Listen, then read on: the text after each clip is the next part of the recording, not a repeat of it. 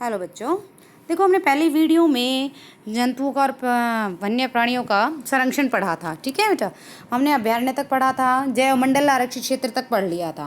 अब हमारा next topic आता है बच्चों वन्य प्राणी अभयारण्य। हमने 3 चीज़ें पढ़ी थी। एक पढ़ा था हमने वन्य प्राणी अभयारण्य, एक पढ़ा था हमने राष्ट्रीय उद्यान, तीसरा पढ़ा था हमने जैव मंडल आरक्षित क्षेत्र। ठीक है, तो अब हमारा नंबर आता है वन्य प्राणी अभयारण्य का।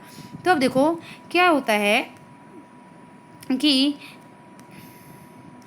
शीघ्र ही एक बोर्ड पर लिखा हुआ था कि पचमढ़ी वन्य प्राणी अभयारण्य। अब यानी कि वो कहाँ पहुँच गए बच्चों? वह पंचमढ़ी वन्य प्राणी अभयारण्य में पहुँच गए प्रोफेसर अहमद बच्चों के साथ में। आरक्षित वनों की तरह ही यह भी कुछ ऐसा क्षेत्र है जहाँ पर वन्य प्राणी यानी कि जंतु सुरक्षित हैं और संरक्षित रहते हैं। इन्हें वन्य प्राणी अभयारण्य कहते हैं। मैंने तुम्हें बताया था कि वन्य प्राणी यानी कि वनों में रहने वाले जो जीव जंतु हैं उन्हें वन्य प्राणी कहते हैं। ठीक है, अभयारण्य में रहते हैं, वहाँ पे उन्हें सुरक्षित रखा जाता है। माधव जी उन्हें बताते हैं कि अभयारण्य वह स्थान है जहाँ प्राणियों अथवा जंतुओं को मारना या शिकार करना अथवा पकड़ना पूर्णतः निषिद्ध है। ठीक है, यानी कि वहाँ पे कोई शिकार नहीं कर सकता, बैन है वहाँ पर अफसोस की बात यह है कि संरक्षित वन भी जीवों के लिए सुरक्षित नहीं है, क्योंकि इनके आसपास क्षेत्रों में रहने वाले लोग इन्हीं का ही शिकार कर देते हैं, इन्हीं को ही नष्ट कर देते हैं। अब देखो कुछ महत्वपूर्ण संकटापन्न जंतु। अब संकटापन्न जंतु क्या होते हैं बेटा? जिनके ऊपर संकट छाया हुआ है, जो कभी भी लुप्त हो सकते हैं, कभी भी खत्म हो सकते हैं, जिनका शिकार किया जा सकता है। अब 2 चीज़ें आती है बेटा यहाँ पे, एक संकटापन्न आता है, एक विलुप्त आता है। ठीक है, संकटापन्न जंतु वो होते हैं जिनके ऊपर संकट है और जो समाप्त हो सकते हैं और विलुप्त वो होते हैं जो विलुप्त हो चुके हैं, जो समाप्त हो चुके हैं, जैसे कि डायनासोर थे पहले के टाइम में।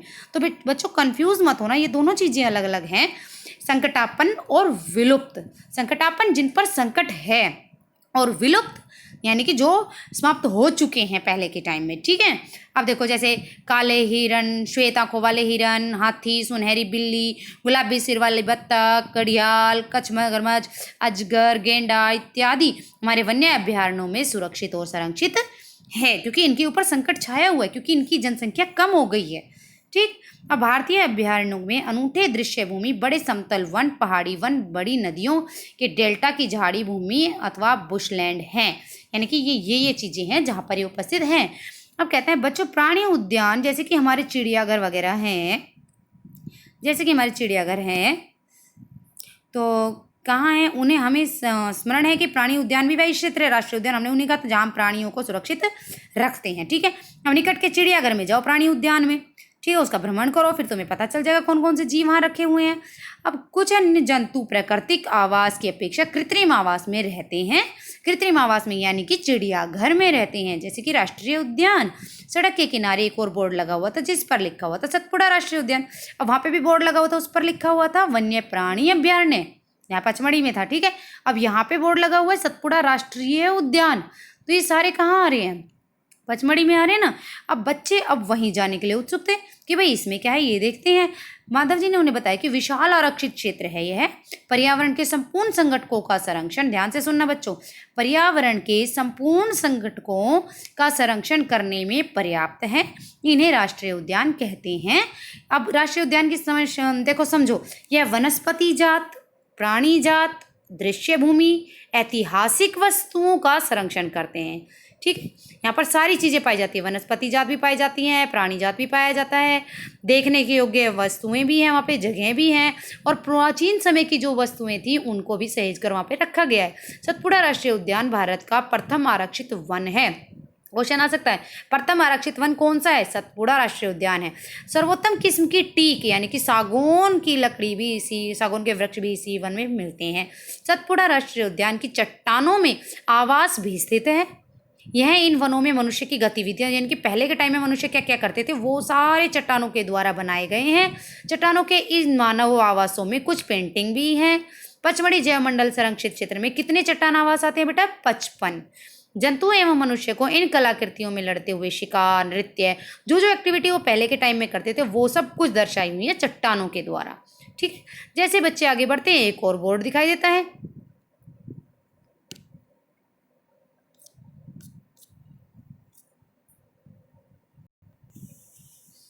जैसे ही बच्चे आगे बढ़ते हैं उन्हें एक बोर्ड और दिखाई देता है जिस पर लिखा था सतपुड़ा बाघ आरक्षित क्षेत्र। अब सतपुड़ा बाघ से ही समझ जाओ, सतपुड़ा बाघ यानी कि बाघ आरक्षित मतलब जहाँ पर बाघ सुरक्षित रहते हैं। अब इसी का हमारी सरकार ने बाघों के संरक्षण के लिए एक प्रोजेक्ट बनाया जिसका नाम प्रोजेक्ट टाइगर अथवा बाघ परियोजना रखा गया। ठीक है, अब यहाँ पर बाघों को सुरक्षित रखा जाता है बच्चों। अब देखो, जैसे बाघ उन स्पीशीज में से एक हैं जो धीरे धीरे हमारे वनों से विलुप्त होते जा रहे हैं, परंतु सतपुड़ा आरक्षित क्षेत्र में बाघों की संख्या में वृद्धि हो रही है क्योंकि वहाँ पे उन्हें सुरक्षित रखा गया है। अतः संरक्षण का अनूठा उदाहरण भी है। किसी समय शेर, हाथी, जंगली भैंसे तथा बारहसिंगा भी सतपुड़ा राष्ट्रीय उद्यान में पाए जाते थे, लेकिन वे जंतु जिनकी संख्या एक निर्धारित स्तर से कम होती जा रही है, यानी कि जिनके ऊपर संकट मंडरा रहा है और वो विलुप्त हो सकते हैं, तो क्या कहलाते हैं? संकटापन्न जंतु। बूझो को डायनासोर के बारे में याद दिलाया गया। अब उसने कहा वो तो विलुप्त हो चुके हैं, तो जो विलुप्त हो चुके हैं बच्चों वो विलुप्त स्पीशीज कहलाते हैं। ठीक है, अब आगे कहता है माधव जी पहेली को बताते हैं कि बड़े जंतुओं की अपेक्षा छोटे प्राणियों के विलुप्त होने की संभावना कहीं अधिक है, जैसे कि सांप, मेंढक, छिपकली, चमगादड़, उल्लू आदि को निर्दयता से मारा जा रहा है और वो हमारे पारितंत्र का हिस्सा है। अब पारितंत्र किसे कहते हैं?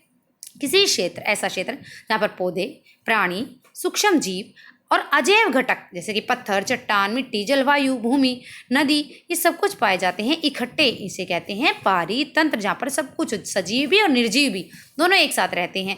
ठीक है, अब कहते हैं कि मुझे आश्चर्य हो रहा है कि संकटापन्न स्पीसीज का रिकॉर्ड भी तो होना चाहिए कहीं।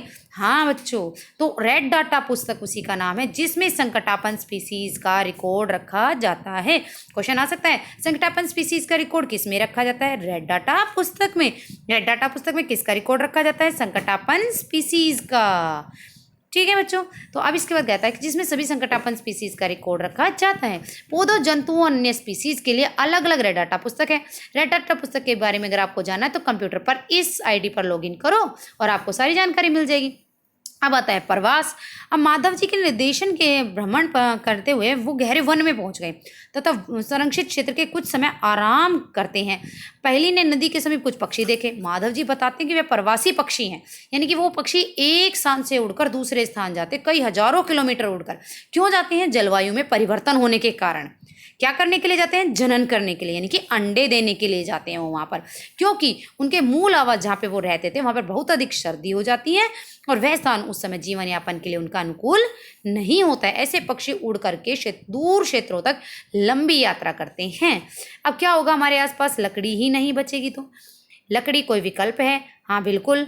अब लकड़ी नहीं होगी तो हम कैसे करेंगे? अब देखो, कागज का पुनः चक्रण हमारा नेक्स्ट टॉपिक क्या है बच्चों? कागज का पुनः चक्रण। अब कागज हमारा किससे मिलता है? लकड़ी से मिलता है।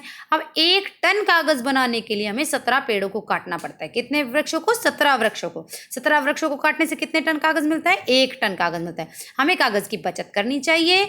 हम कहते कागज का उपयोग हम 5 से 7 बार कर सकते हैं। कागज का पुनः चक्रण कितनी बार बच्चों? 5 से 7 बार कर सकते हैं। यदि कोई छात्र दिन में मात्र 1 कागज की भी बचत करता है तो 1 वर्ष में हम अनेकों वृक्ष बचा सकते हैं। हमें कागज की बचत करनी चाहिए। अब देखो, पेड़ों को अगर हम बचाएंगे तो हमारे लिए ऑक्सीजन बचेगी, हमारी पृथ्वी पर वायुमंडल यानी कि जलवायु सही रहेगी। ठीक है, तीसरा, हम कागज की भी बचत कर सकते हैं। कागज के द्वारा भी हम वृक्ष को बचा सकते हैं। वृक्षों को बचाएंगे, वन कागज उत्पादन उपयोग में करने वाले जल और ऊर्जा की भी बचत करेंगे। यानी कि वन अगर हम कागज को बचाएंगे तो हम जल की और ऊर्जा की भी बचत कर रहे हैं। इसी के साथ साथ कागज उत्पादन के उपयोग में होने वाले हानिकारक रसायन भी उपयोग नहीं होंगे। अब वनोन्मूलन का क्या कोई स्थायी हल है? नेक्स्ट क्वेश्चन आता है। हाँ है, पुनर्वन रोपण, यानी कि दोबारा से वनों को रोपना वनोन्मूलन क्या है? उत्तर है, यानी कि उसका स्थायी हल है। अब हमें क्या करना चाहिए? एक बार में 10 पेड़ लगाने चाहिए, पौधे, ताकि हमारे पुनर्वन रोपण दोबारा से वनों को रोपा जा सके और वनोन्मूलन के खतरों को खत्म किया जा सके। अब हमें अगली पीढ़ी के लिए हरी संपदा को बचाए रखना है, तो हमें इसको बचाए रखने के लिए वृक्षों को रोपना, वृक्षारोपण मतलब वृक्ष लगाना ही एकमात्र विकल्प है। अब अहमद ने बताया, प्रोफेसर अहमद ने, कि भारत वन संरक्षण अधिनियम है। इस अधिनियम का उद्देश्य प्राकृतिक वनों का परिरक्षण और संरक्षण करना है, साथ साथ ऐसे उपाय भी करना जिससे वन में और समीप रहने वाले लोगों को आधारभूत आवश्यकताओं की पूर्ति हो सके। ठीक है, कुछ समय विश्राम करने के बाद माधव जी अपने बच्चों के साथ में अपने स्थान पर चले जाते हैं। चलो बच्चों, अब हम आपने क्या सीखा करते हैं कि इस पूरे चैप्टर में हमने क्या सीखा। वन्य प्राणी अभ्यारण्य, राष्ट्रीय उद्यान, जैव मंडल आरक्षित क्षेत्र ऐसे नाम हैं जहाँ पर वन्य प्राणियों को सुरक्षित रखा जाता है। 3 ही चीज़ें पढ़ी थी हमने। जैव विविधता का अर्थ है कि किसी विशिष्ट क्षेत्र में पाए जाने वाले सजीवों के विभिन्न किस्में। किसी क्षेत्र के सभी पौधे और जंतु उस क्षेत्र के वनस्पति जात और प्राणी जात कहलाते हैं। विशेष क्षेत्र स्पीसीज किसी क्षेत्र विशेष में जो पाई जाती हैं वो विशेष क्षेत्र स्पीसीज होती हैं। संकटापन्न स्पीसीज वह है जो विलुप्त होने के कगार पर है। रेड डाटा पुस्तक में संकटापन्न स्पीसीज का रिकॉर्ड रखा गया रहता है। प्रवास वह परिघटना है जिसमें किसी स्पीसीज का अपने आवास में किसी अन्य आवास में हर वर्ष विशेष अवधि में विशेषकर प्रजनन के लिए चले जाना। हमें वृक्ष ऊर्जा और पानी की बचत करने के लिए कागज की बचत करनी, पुनः उपयोग करना, पुनः चक्रण करना जरूरी है। पुनर्वन रोपण नष्ट किए गए वनों को दोबारा से लगाना ही पुनर्वन रोपण उसका सही हल है। पुनर् मतलब दोबारा, वन मतलब पौधे, रोपण मतलब रोपना यानी कि लगाना, पुनर्वन रोपण कहलाता है। मैं उम्मीद करती हूँ बच्चों आपको अच्छे से समझ में आ गया होगा। Thank you. अच्छे से कर लेना बच्चों इस चैप्टर को।